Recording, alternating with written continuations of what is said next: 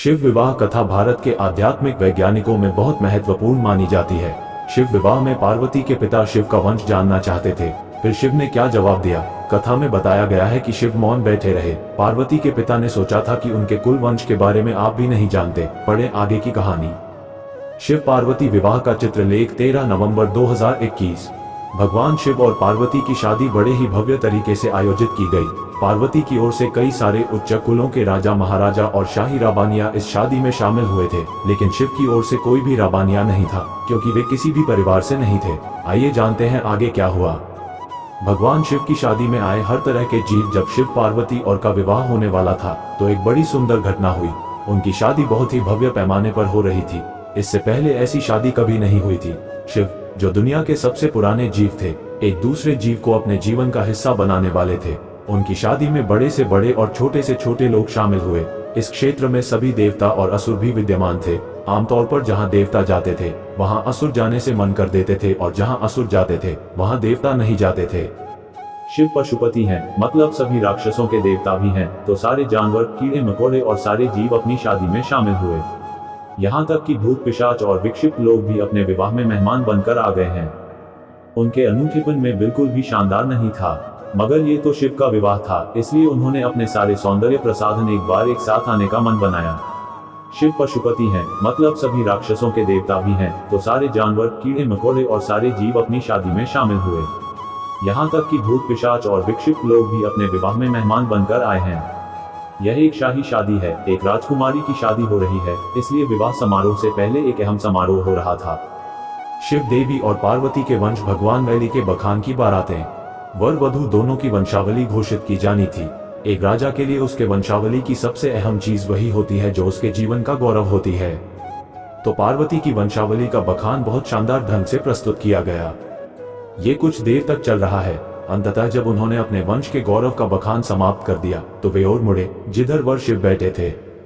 सभी अतिथि इंतजार कर रहे हैं कि वर की ओर से किसी योद्धा शिव के वंश के गौरव के बारे में बोलेगा, मगर किसी ने एक शब्द भी नहीं कहा। वधू का परिवार ताज्जुब करने लगा। क्या उसके खानदान में कोई ऐसा नहीं है जो उसके वंश की महानता के बारे में बताए? मगर डिफॉल्ट कोई नहीं था। वर के माता पिता लोहिया परिवार से वहां कोई नहीं आया था, क्योंकि उसके परिवार में कोई नहीं था। वह सिर्फ अपने साथियों गैंगों के साथ आया था जो फ्राइज की तरह दिखते थे। वे इंसानी भाषा तक नहीं बोल सके थे और अजीब सी बेसुरी आवाजें याद थे। वे सभी नशे में चूर और विचित्र अवस्थाओं में लग रहे थे। भगवान शिव ने मौन धारण किया। फिर पार्वती के पिता पर्वतराज ने शिव से कहा, कृपया अपने वंश के बारे में कुछ बताएं। शिव कहीं शून्य में देखते हुए बैठे बैठे रहे। वह न तो दुल्हन की ओर देख रहे थे, न ही शादी को लेकर उनमें कोई उत्साह नजर नहीं आ रहा था। शिव कहीं शून्य में देखते हुए बैठे बैठे रहे। वह न तो दुल्हन की ओर देख रहे थे, न ही शादी को लेकर उनमें कोई उत्साह नजर नहीं आ रहा था। वह बस अपने दोस्तों के साथ बैठे रहे और शून्य में घूमते रहे। वधू पक्ष के लोग बार बार यह सवाल पूछते हैं, क्योंकि कोई भी अपनी बेटी की शादी में उस आदमी से नहीं जुड़ना चाहता जिससे वंश का अता पता न हो। उन्हें जल्दी था, क्योंकि शादी के लिए शुभ गणपति तेजी से निकला जा रहा था। मगर शिव मौन रहे। समाज के लोग, कुलीन राजा महाराजा और पंडित बहुत घृणा करते थे शिव की ओर से देखने पर, और तुरंत फुसफुसाहट शुरू हो गई। इसका राजवंश क्या है? ये बोल क्यों नहीं रह रहा है? हो सकता है कि यह परिवार किसी भी प्रकार की नीच जाति का हो और इसे अपने वंश के बारे में शर्मा रही हो।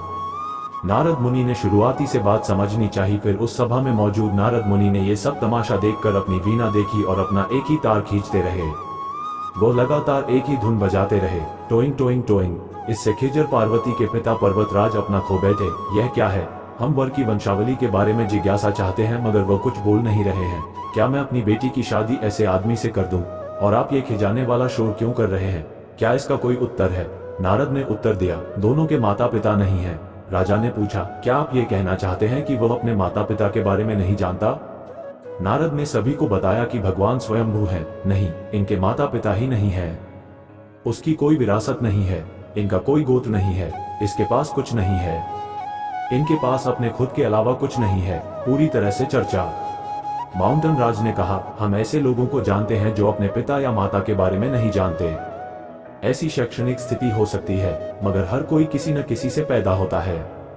ऐसा कैसे हो सकता है कि किसी का कोई पिता या माँ ही न हो? नारद ने उत्तर दिया, बस ये स्वयंभू हैं, बेवजह खुद की रचना की है। इनके न तो पिता है न माता, इनका कोई वंश नहीं, कोई परिवार नहीं। ये किसी भी परंपरा से स्वामित्व नहीं रखता और इनके पास कोई राज्य नहीं है। इनका न तो कोई गोत्र है, न कोई नक्षत्र, न कोई ताराल की रक्षा करता है। ये सभी नीग्रो से दूर हैं। यह एक योगी हैं और अन्य सभी पहलुओं को अपना एक हिस्सा बनाया गया है। इनके लिए सिर्फ एक राजवंश है, ध्वनि। आदि शून्य प्रकृति ने जब अनुभव में आए तो अनुभव में आने वाली पहली चीज थी ध्वनि। अन्य पहली अभिव्यक्ति एक ध्वनि के रूप में है। ये सबसे पहले एक आकर्षक रूप में सामने आया। उसके पहले ये कुछ नहीं थे। यही कारण है कि मैं ये तार खींच रहा हूँ।